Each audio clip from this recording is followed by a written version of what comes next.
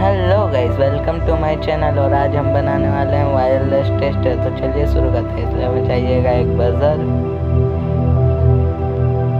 एक LED bulb,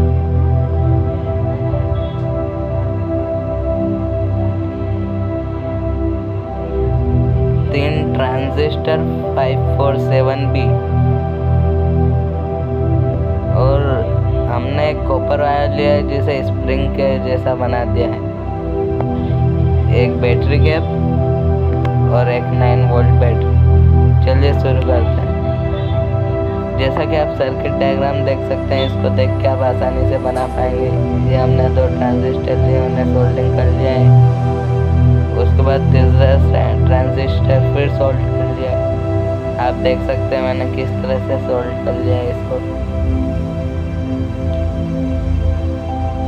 हमने circuit के हिसाब से पूरा इसको सोल्डिंग करके हमारा पूरा सर्किट तैयार कर लिया। अब देखते हैं ये किस तरह से वर्क कर। देखो, जैसे ही मैं इसे वायर के पास ले जाता हूँ, ये हमें बता देता है कि इसके अंदर करंट फ्लो हो रहा है।